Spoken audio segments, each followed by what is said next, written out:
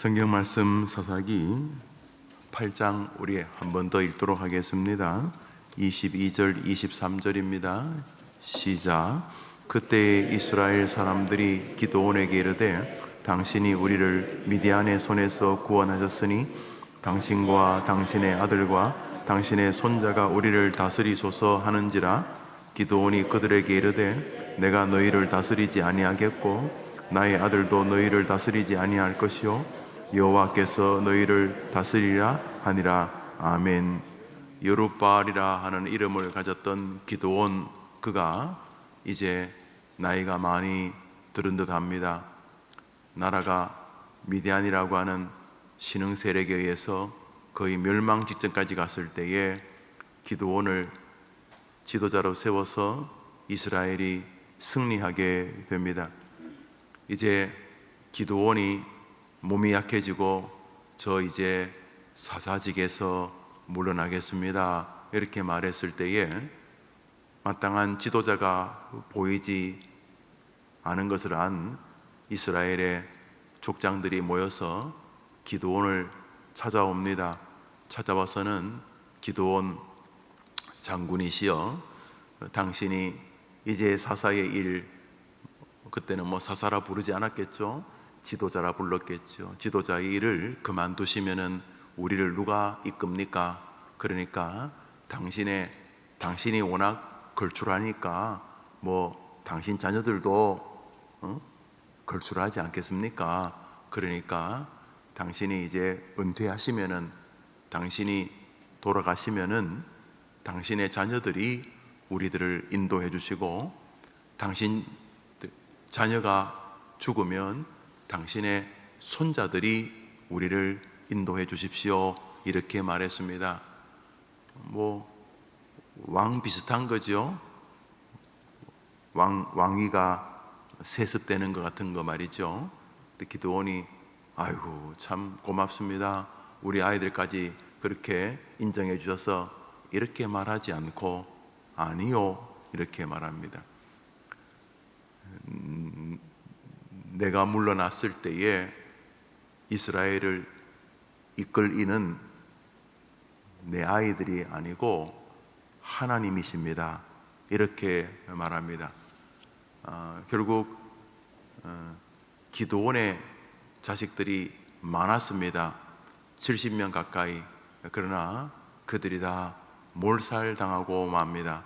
기드온의 자식 가운데 아주 몹쓸 아비멜렉이라고 하는 자식이 형제들을 다 모아놓고, 그것도 권력이라고 뭘 차지하려고 형제들을, 이복 형제들을 다 죽이는 일이 벌어지게 됩니다. 아침에 잠시 상고하고자 하는 것은 가문의 기쁨 혹은 나의 신앙으로 인해서 내 자녀의 영혼이 안전한 것은 아니라는 사실입니다. 우리가 믿음 생활하면서 내가 믿음을 잘 지키니 우리 아이들도, 우리 후손들도 믿음을 잘 지킬 것이라고 생각할 수 있고, 주변 사람들이 그렇게 볼 수 있습니다. 아이고 그래 자부가 목사님 따님이라면서, 아이고 사위가 장로님, 안수 집사님 장남이라면서 이렇게 말할 때에 다른 것보다 훨씬 더 신빙성이 있는 기독교적 사위나 며느리처럼 느껴질 수 있습니다만 성경적이지는 않다는 것을 알 수가 있습니다. 다시 말해 우리 믿음의 부모들은, 또 믿음의 청년들은 자신의 자녀들이 진심으로 믿음의 후손들이 되기를 바라며 기도하되, 내가 주님을 사랑하니 내 자녀들도 자연스럽게 주님을 사랑할 것이라고 생각하는 것은 철저하게 성경적이지 않다는 사실을 볼 수가 있습니다. 하나님을 그렇게 탁월하게 체험했던 기드온이지만 그는 그의 자녀들이 자신과 같이 하나님을 섬길 수 있다고 자신하지 않았을 뿐만 아니라, 이스라엘의 문제가 하나님의 통치를 받으려고 하지 않고 좀 난 사람으로 보이는 사람들을 찾아다녔다는 사실에 문제의 원인이 있다고 보았던 것이 분명합니다. 히스기야라고 하는 다윗 이후에 가장 걸출한 유다의 임금 히스기야가 하나님이 어디를 가든지 그와 함께 하셨고 그로 하여금 승리케 하셨던 그 멋진 사람 히스기야의 아들이 므낫세입니다. 아버지 히스기야가 그렇게 하나님과 동행하는 것을 눈으로 보았지만은 므낫세는 이스라엘의 몇 안 되는 못된 임금 중에 하나가 되고 맙니다. 아버지의 믿음, 어머니의 믿음이 탁월하다고 자녀의 믿음이 탁월하지 않을 수도 있다는 것은 우리 모든 부모에게 심각한 두려움과 하나님 앞에 더 겸비한 기도의 주제가 되는 것입니다. 반대로 히스기야의 아버지 아하스라고 하는 인물은 그의 손자 므낫세와는 비교도 안 되는 이스라엘의 대표적인 악한 임금이었습니다. 자기 자식을 불 위에 던지는 인신공양, 인신제사를 드리던 인물이 히스기야의 아버지였기 때문입니다. 다시 말해 부모의 신앙이 잘못되었다고 해서 자식의 신앙이 꼭 잘못되는 것도 아니란 사실을 알 수가 있습니다. 사울의 아들 요나단은 다윗을 사울보다 더 악하게 대접한 사람이 아닙니다. 그런 면에서 믿음의 계보는 굉장히 귀한 것이지만 믿음의 계보를 믿는 것은 무지하기 짝이 없는 신앙의 행위라는 사실입니다. 얼마나 많은 목사의 자식들이 탈선하고 장로, 집사, 권사의 자식들이 탈선합니까? 낯선 이야기십니까? 동시에 얼마나 많은 무당과 부처를 섬기는 사람들의 자녀들 가운데 신실한 믿음의 집사님, 권사님, 장로님, 목사님들이 계십니까? 그런 면에서 우리의 가문이 믿음의 가문이 되기를 간절히 소원할 뿐만 아니라 내 열심히 신앙생활 하기 때문에 우리의 후손도 자연스럽게 믿음을 잘 지킨 것이라는 것은 철저하게 성경의 적대적인 인생관이 아닐 수가 없습니다. 그런 면에서 자신이 믿음을 열심히 지킨다면 훨씬 더 그 아이가 그 어린 시절 자신의 주님을 자기니 체험하도록 도와주고 울고 기도해 줘야 하는 것입니다. 내가 어린 시절 주님을 만나 주를 위해 헌신한다고 해서 내 아이가 나와 같은 믿음을 가진다는 것은 말이 되지 않을 뿐만 아니라 성경의 지지를 받을 수 없는 것입니다. 엘리의 두 아들 홈니와 비느하스는 그의 아버지 이스라엘의 마지막 제사장으로 불리울 만한 엘리라고 하는 당대의 걸출한 아버지 밑에서 제사장 교육을 받았지만 천하의 몹쓸 인간들 아니었습니까? 그런 면에서 오늘 본문은 부모님이 믿음이 없었다고 불평해야 될 이유도 하나도 없고 부모님이 믿음 좋으니까 덩달아 나도 믿음이 좋을 것이라고 말할 수 없다는 사실 앞에 부모나 자녀 모두가 철저하게 한번 따라합시다. 우리 아버지의 하나님이 아니라 나의 하나님을 만나게 하여 주옵소서. 나의 하나님이 아니라 내 아들이, 내 딸이 자기 하나님을 만나게 도와주옵소서.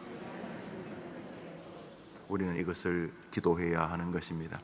두 번째로 오늘 본문에서 보여드리는 것은 기드온이라고 하는 하나님이 기뻐한 사람의 태도입니다.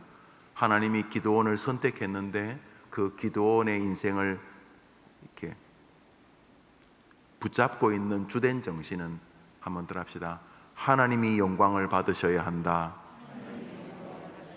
하나님께 달렸다.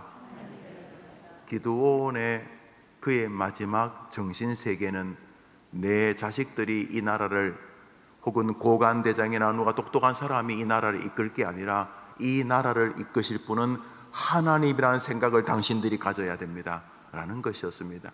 족장들에게 내가 이 나라를 이끈 게 아니고 하나님이 나를 잠시 사용하신 것입니다, 이런 뜻이 되는 것이죠. 하나님이 저를 사용했다고 제 아이를 사용하는 게 아닙니다. 족장들이시여, 우리 이 사사시대의 가장 심각한 문제는 부디 하나님이 이끌어야 한다는 지식으로 빨리 돌아오는 것입니다. 영광을 받으셔야 될 분도 오직 하나님이고 우리가 높여야 될 분도 오직 하나님이고, 우리가 바라보고 기대하고 의지하고 우리를 통치해 주시기를 바라는 분도 오직 하나님이신 것입니다 하고 기드온이 나와 내 가족들이 이 나라를 다스릴 게 아니고 이 나라는 하나님이 다스리십니다 라고 말한 것입니다. 기드온을 하나님이 성경의 중심 인물로 인정하시는 이유를 보게 됩니다. 이에 반해서 철저하게 하나님이 아니고 자기 잘났다고 하는 인물이 오늘자 날주에서 우리에게 강한 도전이 됩니다. 마지막으로 사도행전을 한 장 보겠습니다. 오늘자 날주 사도행전 12장입니다.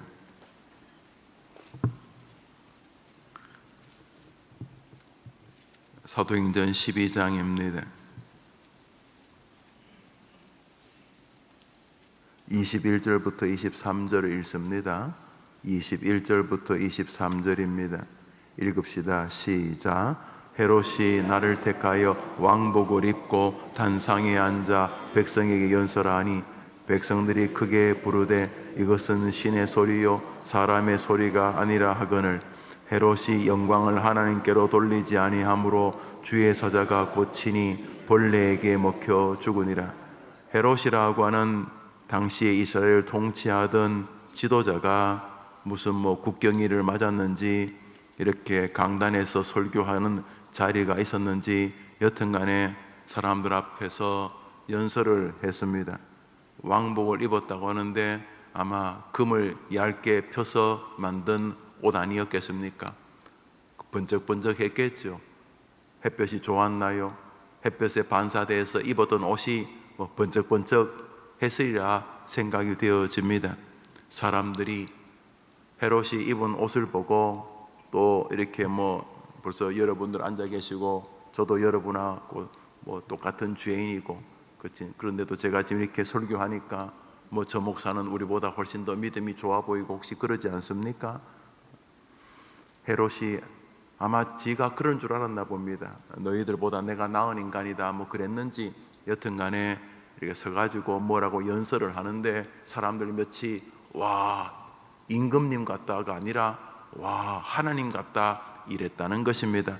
그랬더니 헤롯이 아이고 사람 좀 제대로 알아보는구만 아마 그렇게 주접을 떨었나 봅니다. 하나님께서 하나님께 돌려야 될 영광을 가로채므로 하나님께 돌려야 할 영광을 훼손함으로 하나님께 영광을 돌리지 아니하고 그것을 다 자기에게 돌리는 것을 보고 하나님이 분노해서 이 벌레반도 못한 놈아 하고 치신이 죽었는데 벌레로 인해 죽었다. 이게 뭔지 잘 모릅니다.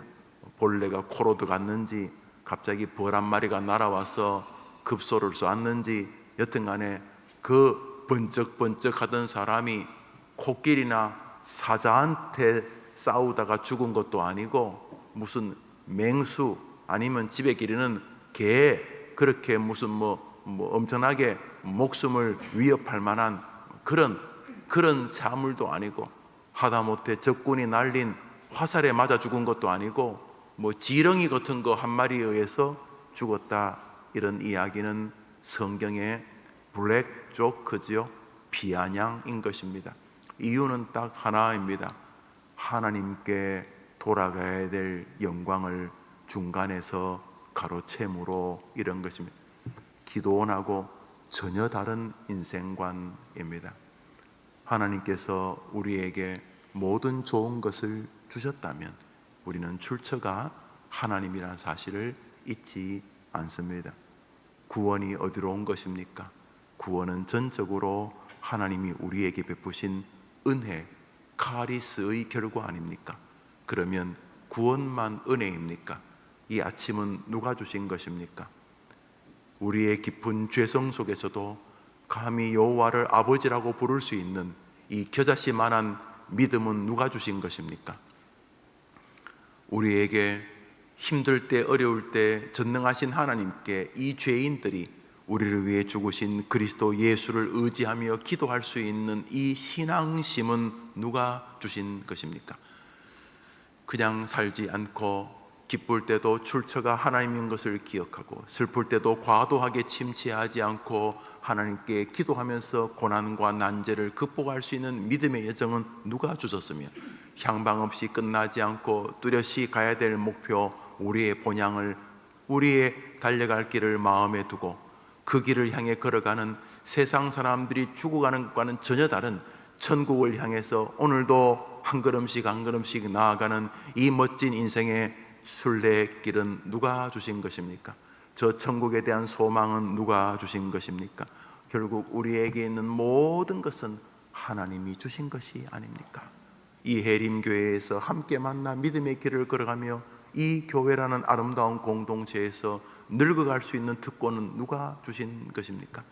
우리 모두에게 베푼 것은 하나님 아니십니까? 오늘도 내게 있는 가족들, 부모들, 내가 믿음 잘 지키니까 우리 부모님이 믿음 지킬 것이라든지 내가 믿음 잘 지키니까 우리 아들, 딸, 손자, 손녀들이 믿음을 지킬 것이라는 것은 두려울 착각일 수 있다는 마음을 가지고 더 많이 기도하고 더 많이 아이들 앞에서 신앙을 호소하고 그 아이들이 그 아이들의 하나님을 인격적으로 만나도록 그냥 기독교 집안에서 자라지 않고 그 아이들이 자기 하나님을 고백할 수 있도록 더 많이 기도하고 더 많이 하나님께 간구하고 뿐만 아니라 무엇 좋은 일이 있으면 하나님께 영광을, 무엇이든지 하나님께 영광을 돌려고 하는 동안 우리의 남은 여정은 축복과 감사의 여정이 될 줄 믿습니다.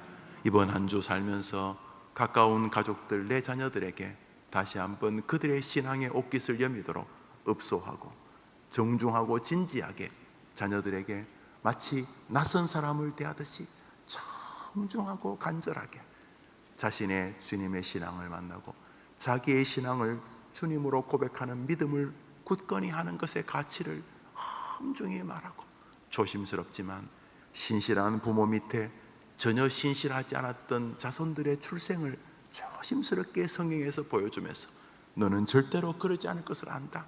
부디 아빠보다 엄마보다 너가 더 걸출한 신앙인이 되기를 바란다. 우리 집안에서 너가 가장 탁월한 신앙인이 되기를 원한다. 이렇게 부모가 그 아이가 자신의 신앙을, 자신의 말씀을 정말로 만나기를 바라는 그런 눈빛을 아이들이 느낄 수 있도록, 그리고 하나님께 그것을 간구하는 그런 부모와 할아버지, 할머니가 되실 뿐만 아니라 오늘도 우리의 삶은 단순하잖아요. 하나님 챙길 분이 한 분이니까 너무 쉽잖아요. 대통령도 챙겨야 되고 장관도 챙겨야 되고 뭐 국정원장도 챙겨야 되고, 이 우린 그래 안 복잡합니다. 오늘 살면서 하나님을 높이려고 하면 내가 이 사람을 어떻게 대해야 될까? 우린 쉽습니다. 오늘 이 집사님, 이 장로님을 내가 어떻게 대하면 하나님이 좋아하실까? 오늘 직장에 만나서 출근하는 우리 동료, 우리 아가씨, 우리 대리님, 우리 또 소장님, 우리 부장님, 과장님, 우리 회장님, 이사님, 오늘 내가 어떻게 대하면 좋을까? 우린 쉽습니다.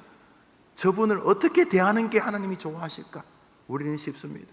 우리는 돈 벌고 돈 쓰는 것도 단순합니다. 복잡하지 않습니다. 오늘 돈 쓸 때 이거 어떻게 쓰면 하나님이 좋아하실까? 우리는 아주 심플한 사람들입니다. 학교에 등교합니다.